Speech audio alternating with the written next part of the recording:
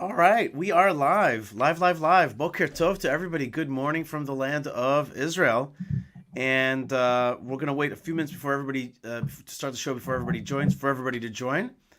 And Rav Mike Feuer joins me. Rav Mike, I must tell you, this is the earliest that we've ever recorded together. I think. And this is definitely the others we recorded together, but I just want you to know I've been up for hours and hours. I finally having my coffee, and I'm feeling good.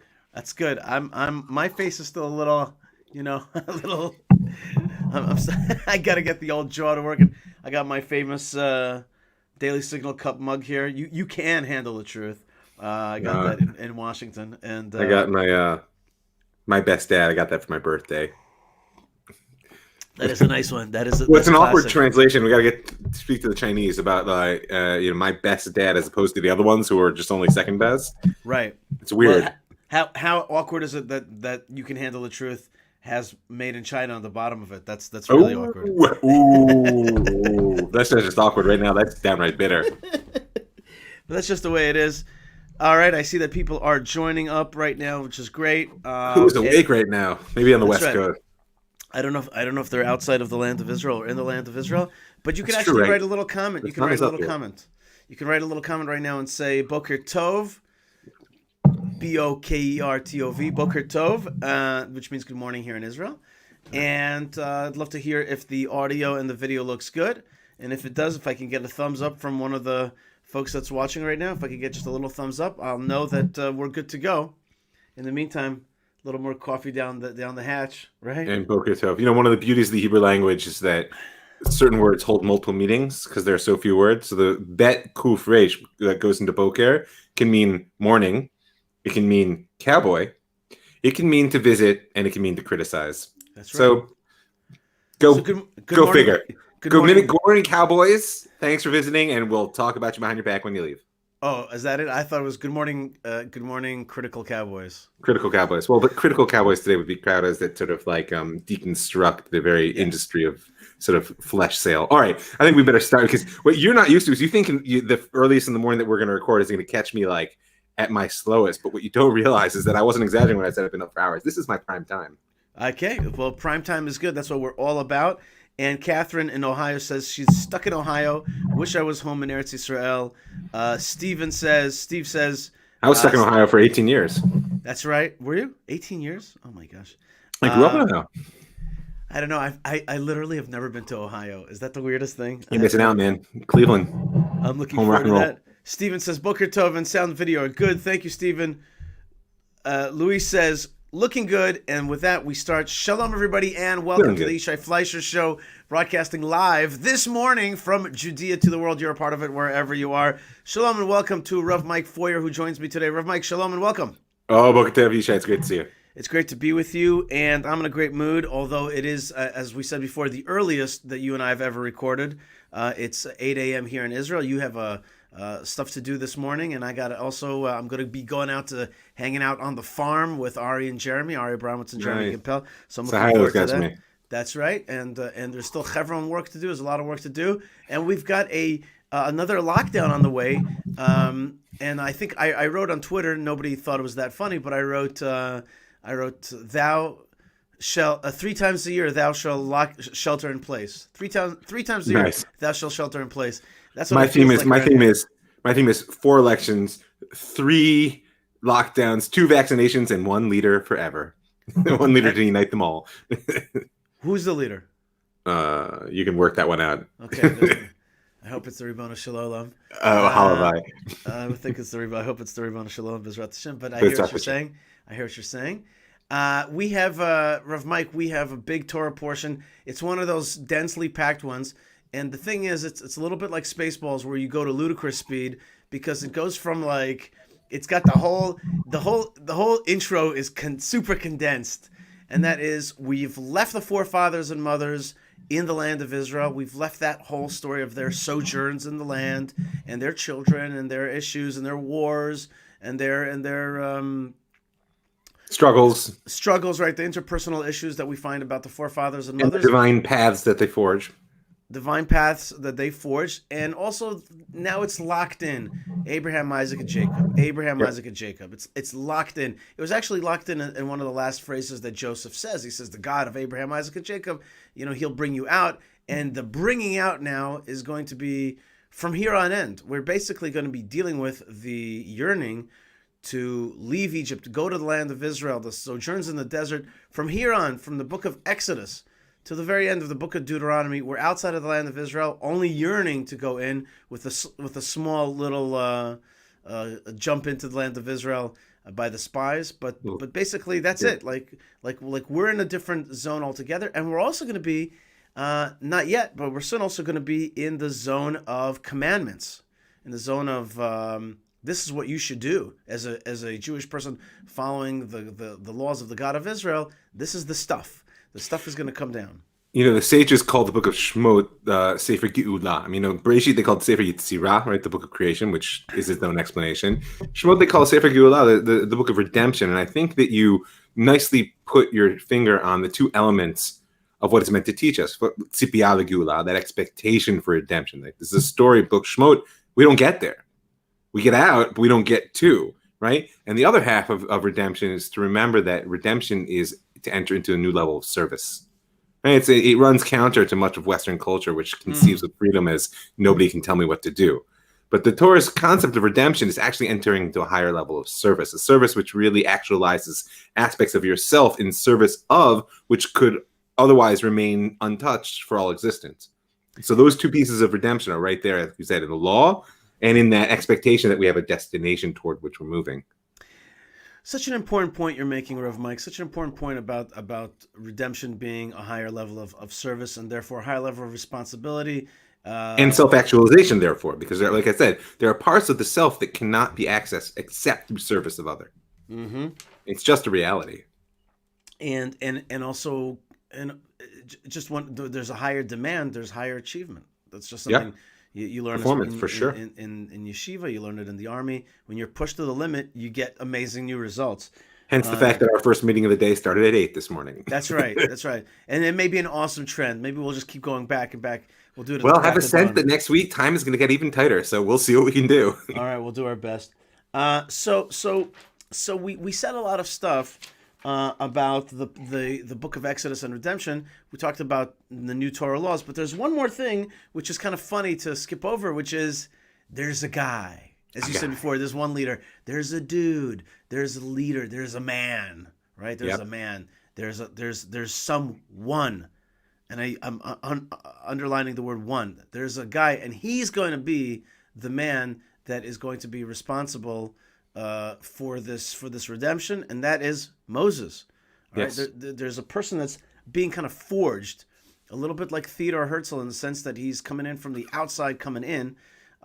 We hear about the story of Moses, and I think I don't know about you, I like the intro to movies. I like the setup. I like the character setup a lot of times more than the play action afterwards. So for me, this setup of Moses as a character is an incredible setup. Oh yeah. And basically, we transition very quickly from Jewish freedom in Egypt, like they're living the good life in Egypt. They're successful there. We transition very quickly into these foreign people here are potentially dangerous, and therefore we should deal harshly with them and actually end up enslaving the Jewish people. All right, so like we went very very quickly through that, and not only that.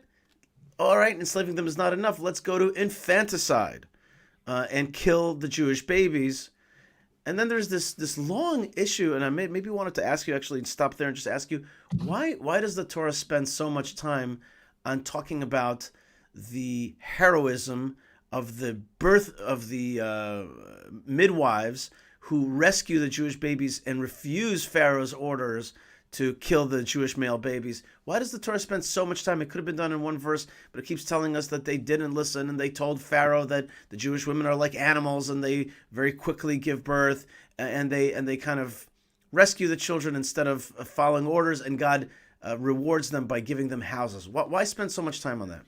So I think there's a few layers to the answer. One is that these are important women, and they have a future, and so therefore, just like we have a setup with Moshe, right, we're going to see that that as God promises them, they will become houses, right? And this is the first glimmer of kingship through Miriam and etc. So that's part of it. That is its own setup. But I think on a deeper level, this sort of grand nature of the story that we're entering.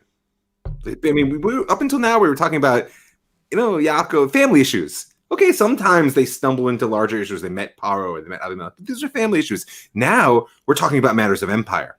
Mm-hmm. When we're talking about national issues, we're talking about the Torah and Sinai, and you might think that reduces the importance of the individual. And in fact, that's what Paro is doing. I mean, slavery is the ultimate reduction of the significance of the individual, right? Shi'abud, right? To subjugate someone is to make them into a piece in a puzzle. And they're making bricks, and think of the image, and Paro is going to kill babies, and the Midrash says he washes himself in their blood because he's, a Metzorah, he's got biblical leprosy. Meaning his whole approach is to crush the individual in service of some grand ideal.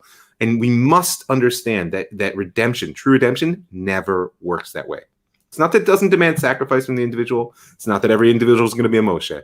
But you need to understand that the hallmark of true redemption is it elevates every individual. And these two women, their story is kind of like, I think of it as a gemstone set in this sort of sweep here, so that it casts light on that very important point, that their decision. Well, you think God couldn't have saved the children of Israel without them? Of course God could save the children without them. That's not the question.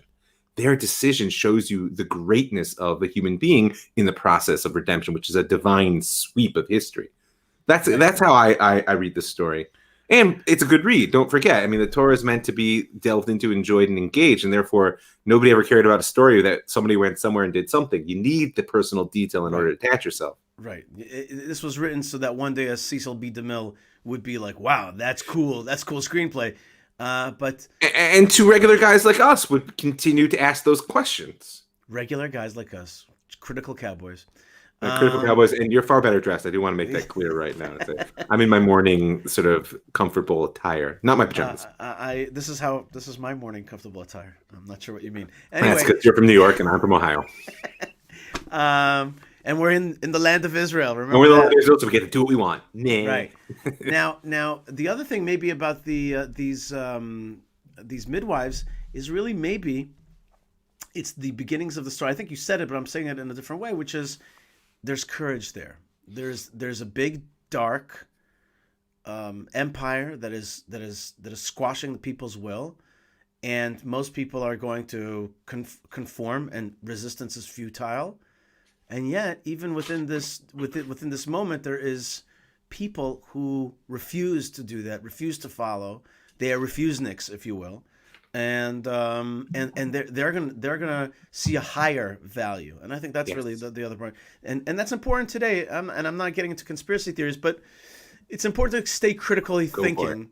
It's just important. Let's just put it. I'm keeping it very short. Let's just say, in an era of mass everything, and mind the issuing of how we're supposed to think. It's important to stay critically commercialization thinking. of consciousness. Wow, that's a powerful statement. That is a powerful statement. That's how I think of it. But we were saying it's not just an observation; it's a guiding principle. Like, what does it say in the pasuk? I mean, here in the first chapter of Shemot, the 17th line, it says, "V'tirena miyaldot et Elohim v'lo asu kasher diber aleim melech Mitzrayim." They feared God and didn't do what the king said. Right. That's what brings redemption. If you have a deep fear of God, now I'm going to talk about fear in terms of like anxiety and trembling. I'm saying God is your context. You know that everything that you do is seen and cared about by God. And therefore, when the king, not just the king, the God king, Pharaoh, right, comes to you and says, you will do this. You're saying, but God sees me. Right. And God cares about what I do. Right. And that's my standard of decision. It's never more important than it is now. I think that G-O-D, God, is definitely the ultimate marker, but there's another related marker. It's another name of God, but it's a way to think about things, which is there's also truth. There's emet, and sometimes emet comes in conflict with something that's issued out there, and that's what I'm saying. You have to be like, are you a person of emet? Yeah. Yes, and the emet is going to be seen ultimately, and your sacrifice will be ultimately seen by God. But like, there's a characteristic of emet that you have to sometimes fight for, and it it may not. You very well may be get in a lot of trouble. For example, in my family, my parents were both actual refuseniks from the Soviet Union. It would have been much easier to conform. Oh yeah. But what guided them was truth, was freedom, and was a loose sense of God, but a strong sense of Jewish destiny, maybe. Yeah, but I think in that sense, it takes it out of the particularly religious context and makes it part of the human conscious. Like you said, Emet is a name of God. Right. If you feel yourself accountable to the truth, even if I don't agree with your definition, I'm willing to work with you. Very good. Very good. Now, famously, we all know that that the boy was born and he's hidden for 3 months. And I say the boy without calling him Moses because at this point of the tale, there's like no names. We just know this is from the tribe of Levi. And he's born, he's hidden for 3 months, can't hide him any longer, and he's put on the river. Speaking of God, the Nile is like a god, is valued like a god in Egypt, and he's put at the mercy of the Nile, shall we say? Will the real God protect him? And he makes his way. We've all seen the footage in Prince of Egypt, etc.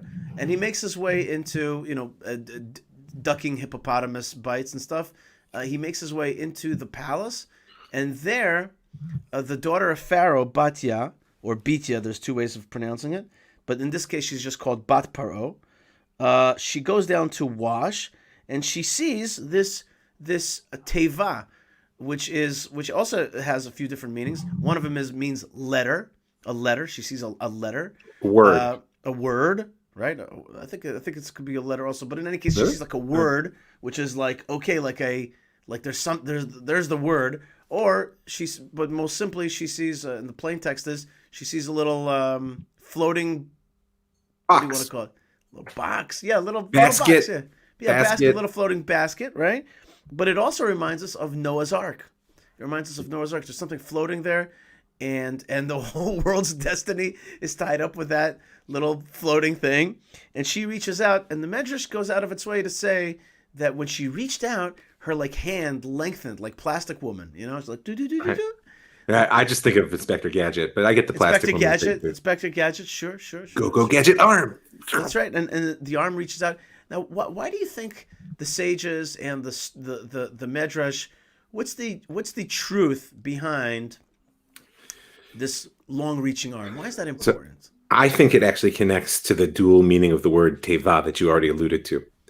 Because go back to Noah for a second, right? Noah, where there's a story of the whole world gets collapsed into the teva.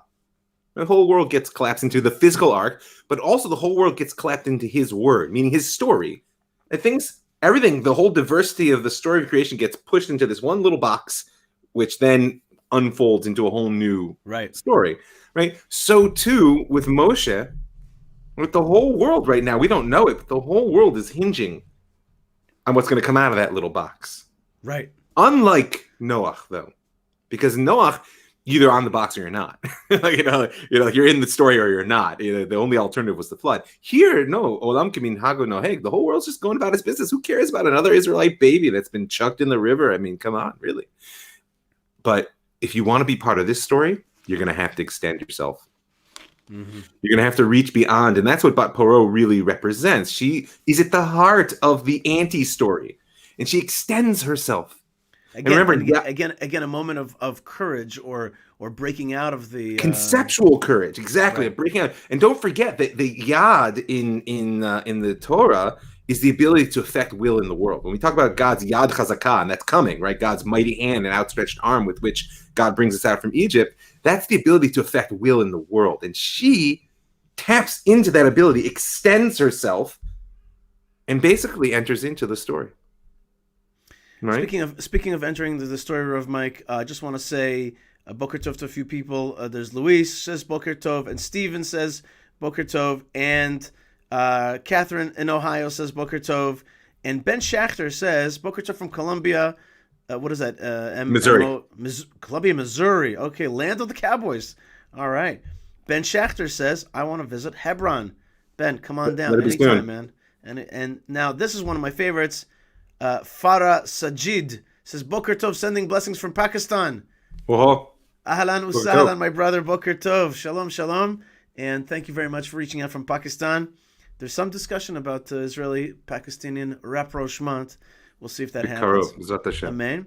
Lou, our good friend, says, great seeing you, both of you early this morning. And I had the great privilege of addressing Lou's Anglo Seniors group yesterday in Modi'in. And we had a great time. We went up Route 60 through the Biblical Highway virtually. It was a lot of fun. And David says, always amazing, from the Stein Foundation. And Shannon says, shalom from Aurora, Missouri, United States of America. God bless you. Thank you very much. And I guess it's late down there. Today. Yes. And Shannon Leeden Bussard says, I am in Columbia, Missouri. We got like a Missouri crew here. You guys all together or something? Hey, Daniel, do you know Shannon? Do you guys know each other? Plus, what was this? Ben, who wants to come to Hebron. All right, focusing. I'm watching the time. Wait, last one. Do work for the final redemption is good for all humanity. Mashiach now. From Pakistan. That's coming from Pakistan. And it's so important what he says. It's not for us. It's for all humanity. It's really for God.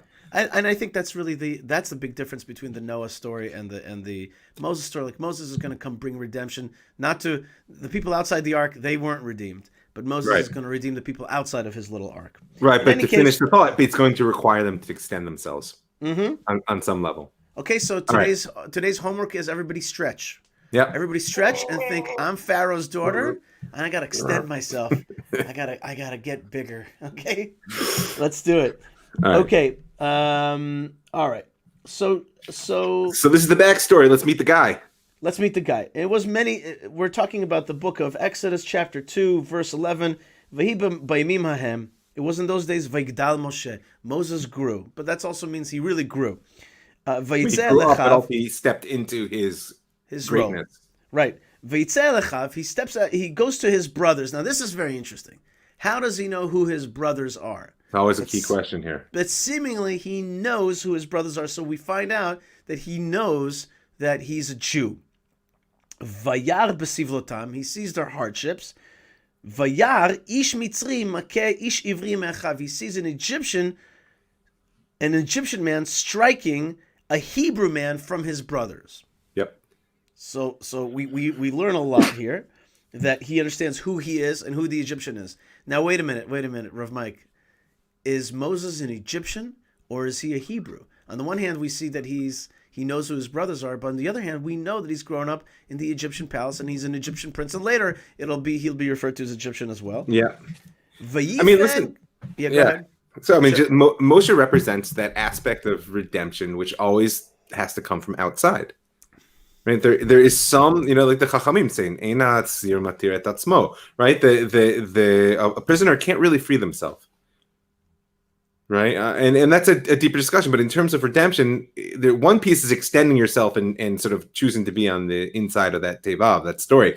The other piece is recognizing that there's a process and a scale and a vision horizon which is just bigger than I know, and that's an uncomfortable thought in our 21st century world. Although the COVID crisis is giving us a taste of what it really means to say, "Oh, you mean there's a whole world that just plays on me." Like I lost my agency here.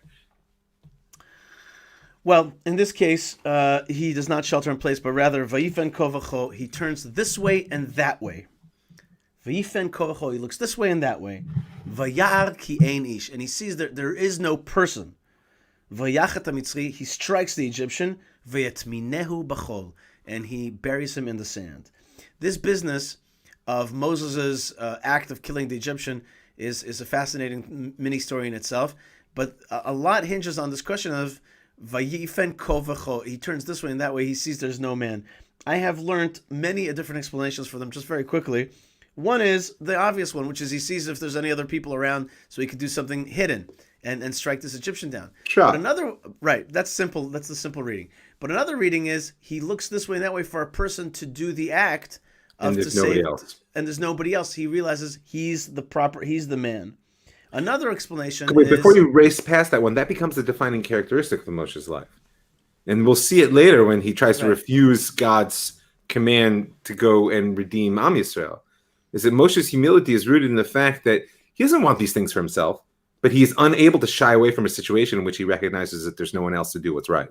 There's no one else to do it. You got to do it. You're called to do it. You're called to duty. The other one is that he looks this way and that way. The midrashic explanation is he looks through he sees all the generations of this Egyptian, and he sees that they're valueless, that it's not going to come out of him a person. Vayar Kenish, he doesn't see any. He doesn't see that this person has the godly light, or he judges him. He judges it. And, Rashi puts it in a way which might be a little bit uncomfortable for people. He says, right, that there's no one who will convert, won't join Am Yisrael. But in context of what we're speaking about, I don't know that conversion is so literal, but rather as a statement, there's no one who's going to join the story. This guy's a dead end. Right. He will never, nor will anything that comes from him extend itself. That's definitely not a very modern sentiment, but the point is that I'm not the most modern guy, That's right. But then I heard, and then I'm really sad right now because somebody smart of my smart friends told me an amazing other explanation, which I just can't remember who it was, and it was just a few weeks ago. It was like one of my, I'm trying to race through my mind who it was, but in any case, my friend, whoever it was, I remember that it was a friend, said to me that another explanation is that he looks at the Egyptian and he realizes, which am I? Am I an Egyptian or a Hebrew?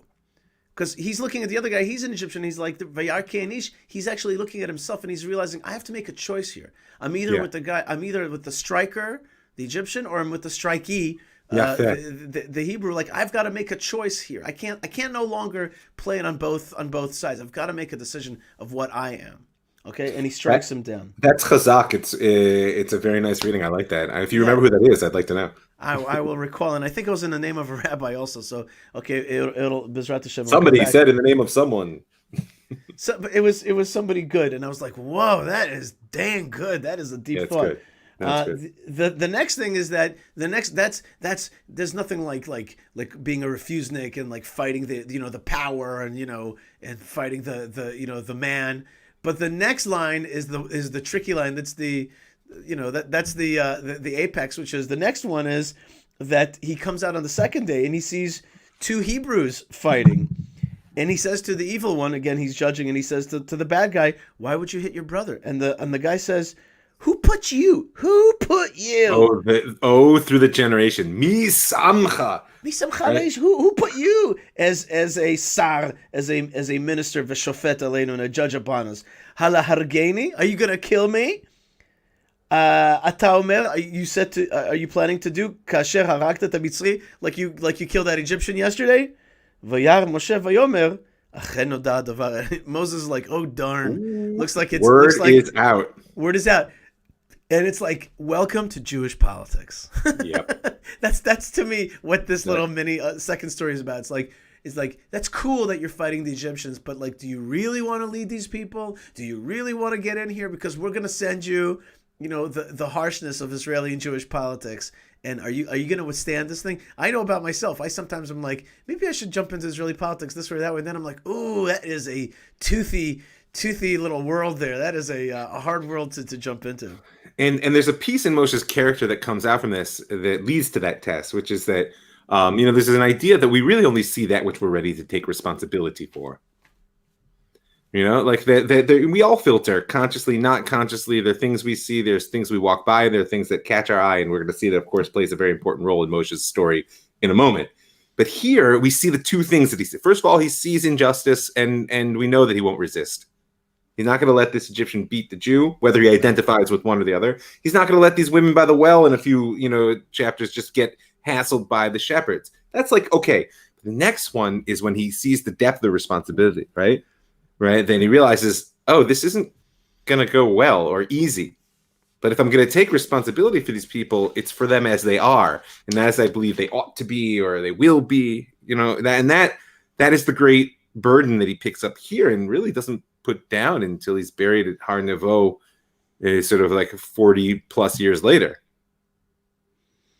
Yes, he definitely takes upon himself a tremendous responsibility, and maybe he, just to get to that part of the story, he's going to run away from Egypt, and he's going to go to the land of Goshen, and there, Midian. The land of Midian. Yeah, I felt that was a mistake. The land of Midian. There he's going to rescue we've talked about it in previous years, so I won't jump into it now too much. But he rescues the women. Very important that he takes on not just fights for his brothers, but also other people in society that are at that time weak. There's men shepherds who are trying to hoard the water and take it away from the women shepherds. And he rescues them.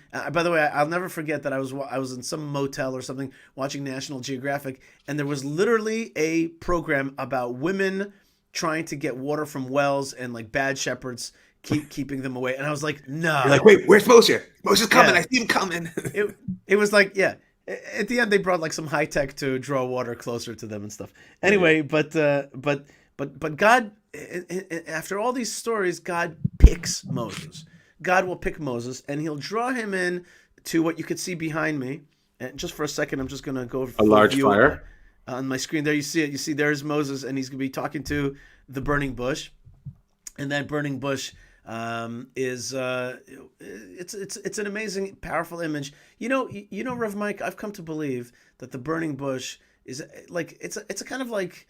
It's not an image that Jews use so much in our paintings and in our stuff. You don't see it in synagogues. You don't see it kind of embossed on things. It's not like a. But I started. I mean, I grew up in the conservative movement. Yeah, and it's the emblem of the Camper Ma system. So I mean, maybe that's your experience. It hasn't been mine. Okay, great. No, that's cool. That makes me happy to hear that. Right. Is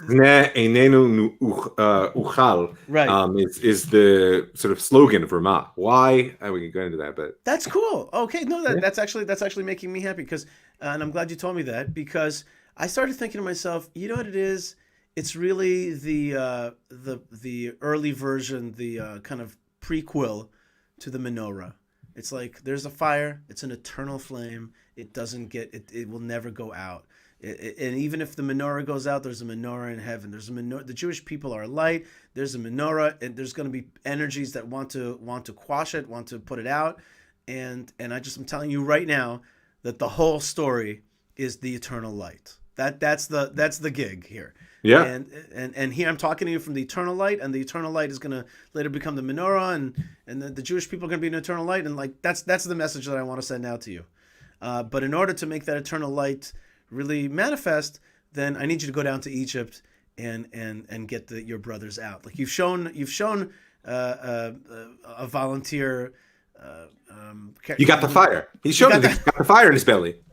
No, really. I mean, he showed he's got the fire in his belly, that's like right. You know. That's right. And then what happens is a process of refinement. I mean, it's a whole approach. I mean, one of the things that I do is teach leadership through the frame of the Tanakh, and Moshe is an archetype of one sort of particular type of leadership, but just watching his journey itself is instructive.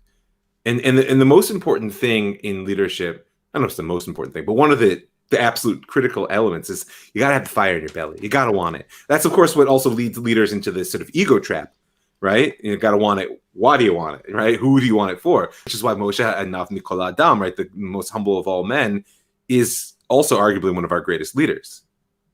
But you got to have that fire in the belly to get started. Well, is there any way to get it or not really? Like that's an interesting. You teach leadership. Like, is there any way to procure that fire or? I think on some level, everyone has things that they're passionate about.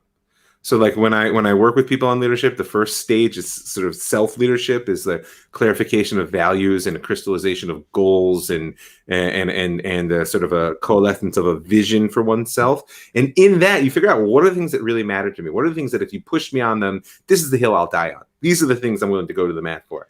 And in that, essentially, then you can light that, you can like stoke that fire. But yeah, on some level, everybody I think has it. Right. Or maybe on some level, well, I don't know if we have time to get into this, but maybe on some level, no, you maybe what you're saying is if you have it, listen to it. That's something. I'll give you an example. Many times I give a talk at like yeshivas, and there'll be like 30, 40 kids, American kids in Israel. One or two will come up to me afterwards and say, what do you think about going to the IDF, to the army, to Israeli army? Right. And I said, I want to tell you something. Look around this room. There's 40 kids, but only the two of you came up to me. You know why that is? Right. Because it's inside of you already. And I want to and I tell them always, I want to promise you that if you don't listen to that little voice inside that says go to the Israeli army, you are going to regret it and think about it for the rest of your life because I've seen it. So just listen to my advice to you and don't listen to me. Listen to the little voice that made you come up to me because you're already thinking about it.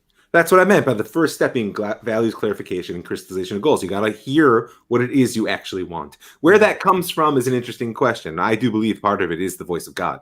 I think that is your neshama speaking. Also, it's your sociology and your education, blah, blah, blah. But God is the keynote in there. Right. Okay, so you say God, and Moses will say, but do you have a card? Like, what's your name? Like what who exactly? Nice to meet you. A little intimidated. Can I get some credentials? Can we get a little framing here? Can you give me you're very, very powerful, but can you put it in a little itsy bitsy living space? Like, can you give me a little? You love that phrase. It comes up every show. It's just very funny to me. It's a very funny phrase. And I think it's actually a very Kabbalistic phrase, right? Which is like... I think it's also indicative of a certain aspect of human experience. Mm-hmm. We have this sense of incredible potential and the limitations of like this, well put. Or this. Ding, so, ding, ding, so Moses is going to ask him, but Moses is going to ask him, he's going to say, well, what's your name? And God is going to say one of the greatest phrases, which is, Vayomer Elohim el Moshe, Eheyeh asher eheyeh. Oh, he said it. God says to Moses, I will be that which I will be. Vayomer, and he keeps going, Kotomar livnei Israel. And this is what you should tell the Jewish people. Eheyeh shalchani elechem. That which will be, that which I will be, sent me to you. Now, to me, I always understood this phrase as a kind of,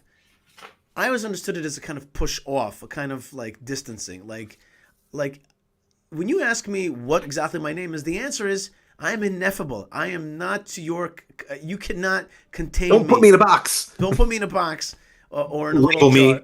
Right. And don't, so I will be that which I will be. So in other words, I am God. I created the world. I put you in bondage and I'll take you out. And I made you and I'm Moses and I'm sending you down there and you're going to bring them out because that's my will, and don't challenge my will because you'll never anyway comprehend it. So that's like the way I understood it in the past. But this year, looking at Rashi... Which I think is a good shot reading. Right. But as I looked at Rashi this year, it was exactly the opposite. God says, yeah, I will be with you guys in this exile, and good news, I will be with you in further exiles as well. And Moshe says, maybe you don't want to mention those further exiles.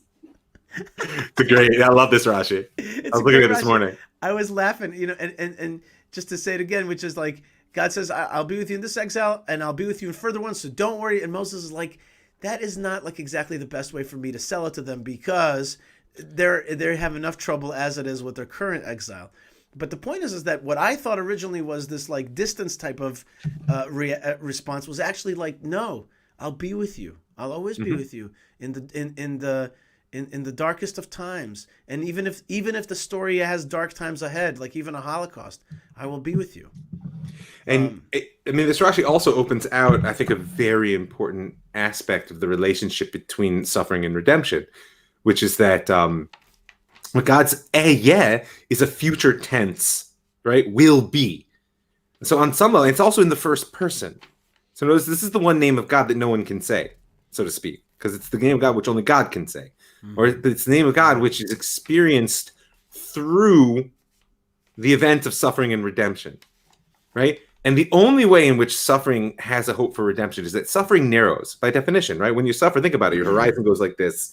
You're just trying to get through. Everybody in COVID right now, we're locked down. We're sheltering in place. We're thinking about our tribe. We're trying to make ends meet. And that's real. I mean, please don't hear that as a criticism. I think it's just a reality. But the redemptive element of suffering is when the energy which is concentrated in that narrow space breaks out and recognizes, actually, there's something which has not yet come to be, which is coming into the world, that it's birth pain that I'm feeling and not a death throw, right? Then Am Yisrael, you could have looked at Am Yisrael in Egypt and Moshe could have said, listen, I was just there. We're they're circling the drain, God. Maybe you want to pick another people, right? Because they're being crushed. And God says, you don't understand the material you're working with. They're being crushed because there's the world's greatest empire sitting on them. But as soon as I break that empire, I will be that which I will be. It's going to be so big. And you know what? It's going to happen again and again. And each time you're going to think, oh, it couldn't get any worse than this. listen, there's a lot of people right now thinking it can't get any worse than this, and God forbid, I don't want to go there, but I promise you that there's a bigger world which is attempting to come to be. There's a new name of God, which is why it was Moshe's question. It's not just a technical issue. They're going to ask which God sent me. What am I going to tell them? What's he really asking? They're asking like, what is happening, Moshe? Why has God started us out here and then sent us down for Egypt and slavery, and now what's happening? And the answer is, you will see when you get there. It's going to be big. It's going to be huge even. Huge. All right. But with all that bigness, Moses actually is not biting on the hook. He balks, and he doesn't want to take that leadership. And he says, "I'm not a person of many things, of words. I never was. Even when you spoke to me, the truth of the matter is, I'm heavy of mouth and heavy of tongue. I am. I'm heavy of speech." Now, people have come to understand that this means that he stutters. I never liked that explanation. I don't see any actual. I'm with you on that. Yeah. I think what it means is like this.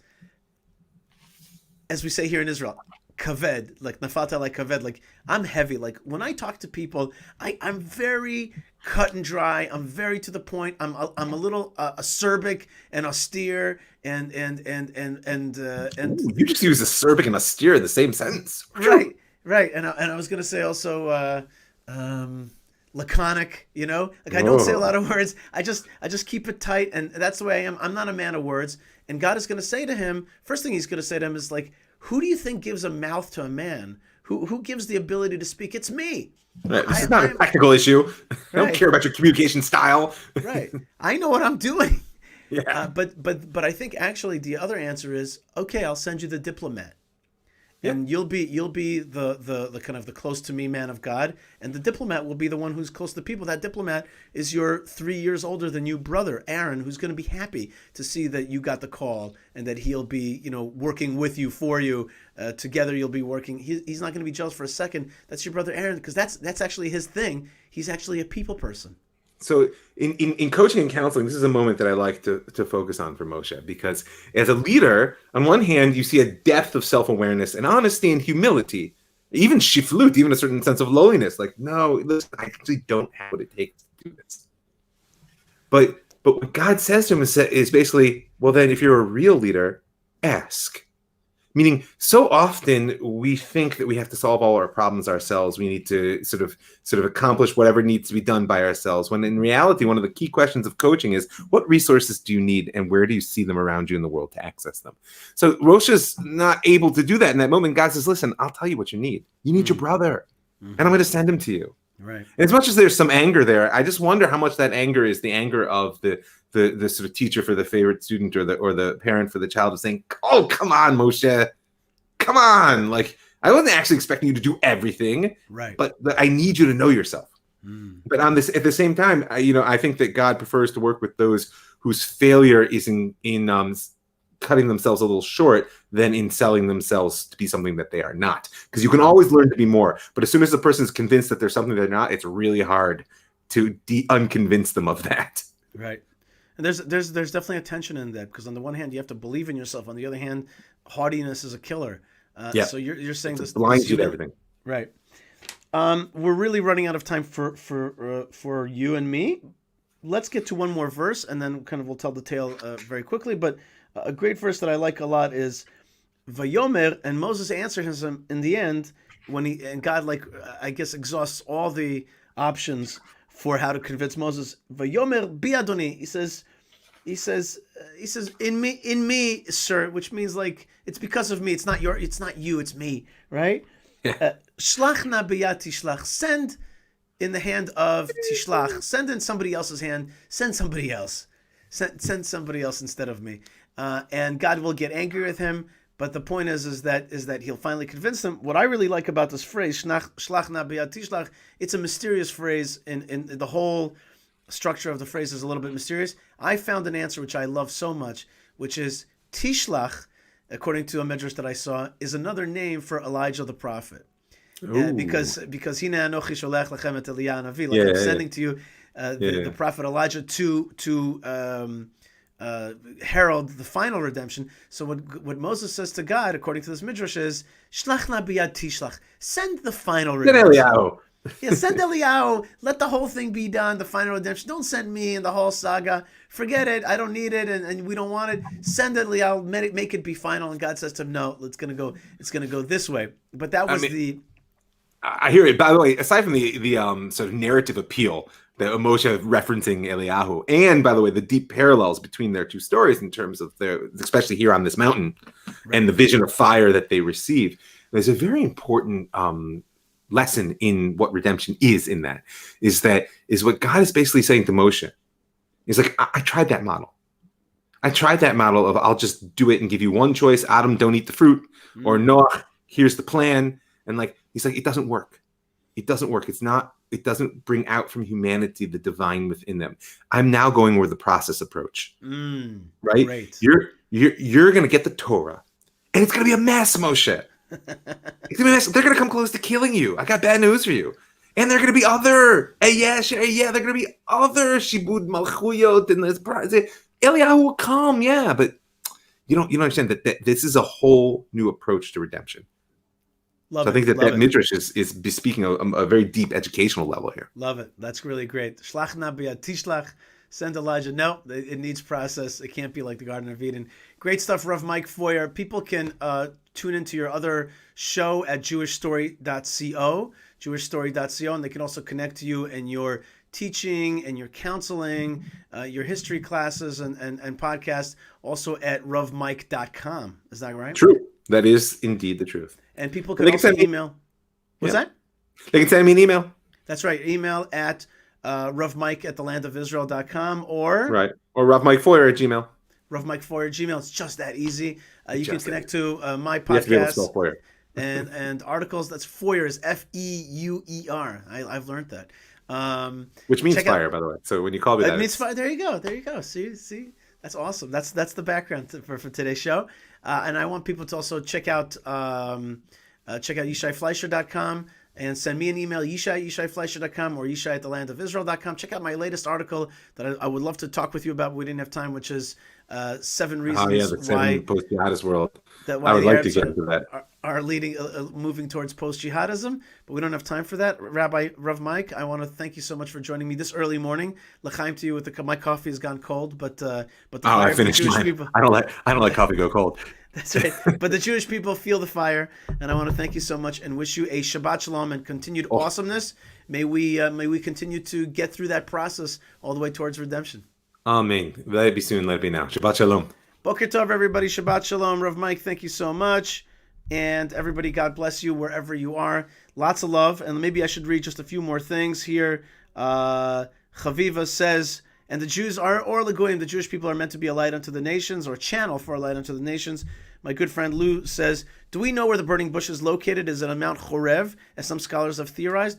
I think the simple reading is it's on Mount Sinai. Now, there's some disagreement of where Mount Sinai is, but most people agree with the kind of tradition that Mount Sinai is in the heart of Sinai, what they call Jabal Musa or Santa Catarina, which is basically in the heart of the Sinai. Most people, there are some other theories that Mount Sinai is somewhere in the Saudi Arabian desert. I don't subscribe to that, but that's according to the verses, that's exactly where he saw the original vision of the menorah, of the burning bush, and that's where he came back and received the Torah later on. Chaviva also says, great early morning shiur. Thank you, Chaviva, for being with us. And Catherine says, my takeaway, the divine sweep of history. Toda rabba Rav Mike and Yishai. Shalom. All right, everybody, God bless you wherever you are. Thank you so much for joining me here in the beautiful land of Israel. And we send you blessings from the land of blessings. We send you love from the land of love, where Hashem's eyes are upon the land from the beginning of the year to the end of the year. And there's no greater gift than being part of this great story at this great time. So shalom and blessings, and see you again soon.